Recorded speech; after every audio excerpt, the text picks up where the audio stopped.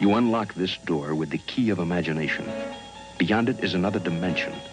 A dimension of sound. A dimension of sight. A dimension of mind. You're moving into a land of both shadow and substance, of things and ideas. You've just crossed over into the twilight zone. Hello Internet and welcome to my channel. I'm at the moment researching a couple of planes and a couple of radio and balancing everything between my work, the weather and all the everything life throws at you.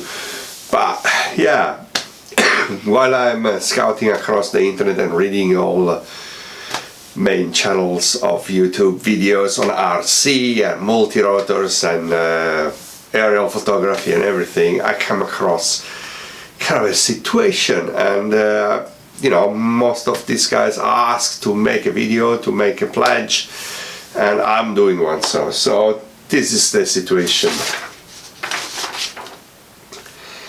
It's called the EASA Flying a Drone Do's and Don'ts.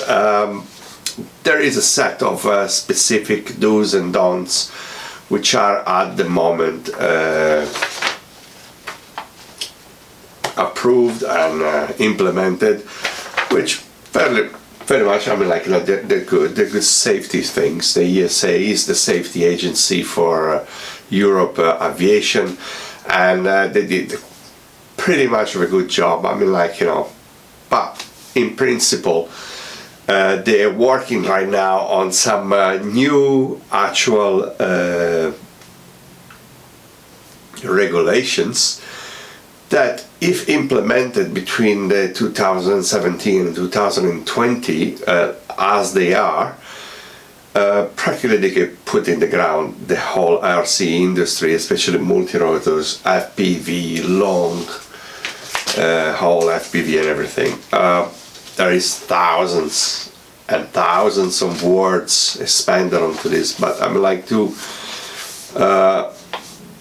summarize everything. You practically slotted as an RC enthusiast into category 0 pilot.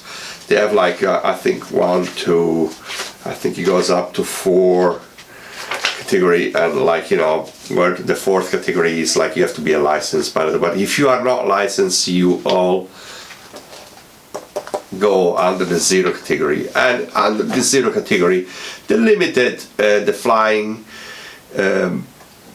fence. Let's say practically you fly in a cube to 50 meters, which is like nothing. I have DLGs, I have discus launch gliders that like get launched at higher than 50 meters. You cannot fly at over 50 kilometers an hour, which is practically 30 miles an hour. And yeah, there are some flights which are like kind of very good, but I mean, like, flying 50 meters over 50 kilometers an hour, it's almost impossible. And then you are limited to 250 grams, which is, in all money, is half a pound, more or less, a bit less than half a pound, I should say. And which means you can go to your flying field or to your club and everything, and with your nice inductrix and fly that, or maybe a Vapor, which flies only inside. So then you'll be fine per the EASA, which means 99% of the industry that is now producing airplanes, foamies, balsa, whatever, it's like going to be erased.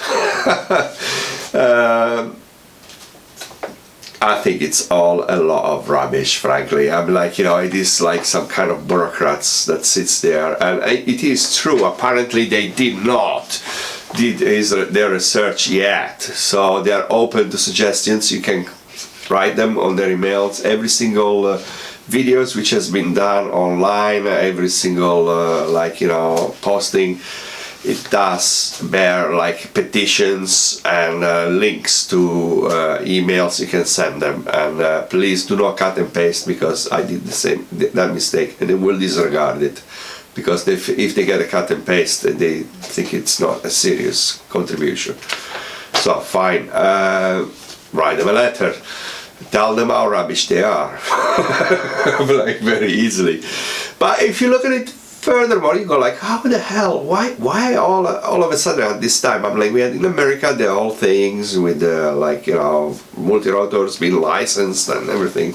Now it's gone down the drain, and why all of a sudden Europe comes up with that? So yeah, I know I've been dealing with in Brussels with in Germany, because that's where EASA is, in Germany and Brussels.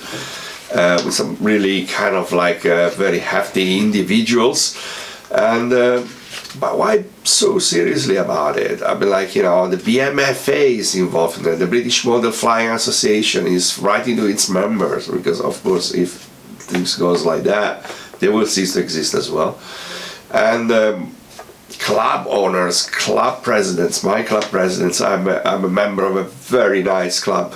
And he wrote to us saying like, hey, do send this data over there, because otherwise.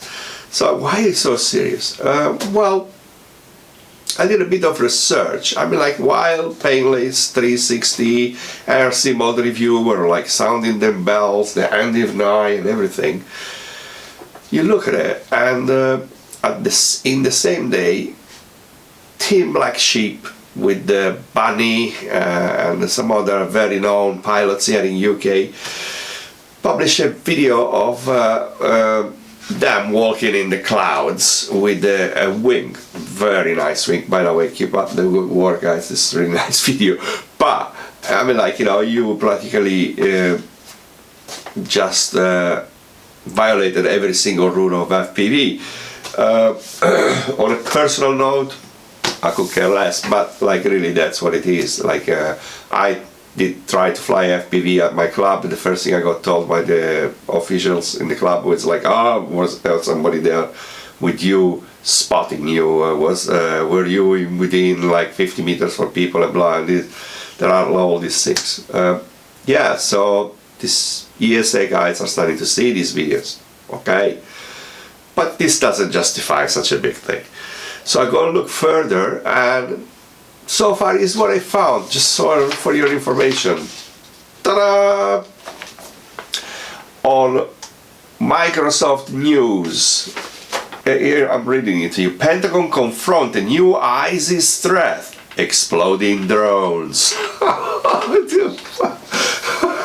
Exploding drones. Okay. And who wrote this on the New York Times? Mr. Michael Schmidt and Eric Schmidt with 2 T's. So maybe they're German, I don't know. It's just like, you know, it just tells you what it is. It just tells you that like they're afraid that some person from ISIS is gonna pack up a drone with explosive and send it away. I mean, in this case what happened is that a couple of Kurdish guys found the drone. They probably used it as recon, or they probably, somebody from ISIS used it as you know, as a trap, as a booby trap, whatever. They collected it, they started to take it apart to see what they were doing with it, and it exploded. Nobody died, they got like kind of hurt and everything, so probably it was just like a, I don't know, some kind of very little explosive. I don't know if I put a couple of like plastic explosive into a big drone, that will hurt a lot of people. But you know, it's just like, lo and behold, that's what's happening on the media. So why? It's just like, you know, whoever, I mean, this is to whoever, if it's true by any chance, sold drone parts to ISIS. Guys, stop it. What the hell? Why selling drone parts to ISIS? And whoever does that, just like, not good, guys. No, don't do that. And if it's not true, whoever made up this stupid article, Mr. Schmidt, who bought this, just like, you know, guys, it's not the way to play about. There is a whole industry, there is a whole of a lot of nice people belonging to clubs, building planes, designing planes, trying new prototypes, you know, and having fun with this hobby, doing aerial photography, which is sometimes astounding. Why creating all this? Well, this is my pledge to you guys. If you by any chance want to know a bit more, go to the EASA site, check Painless 360 mailing. Simon Dale mailing is very good about it. Check what RC Molder review has to say about it. But practically join me in pledging these German European bureaucrats to stop harassing us. They should harass other people instead of some nice people like us. Yeah? Alright then. Hope you enjoyed that. Subscribe, there will be more reviews, more videos coming on about RC and explanations. I beg a good day.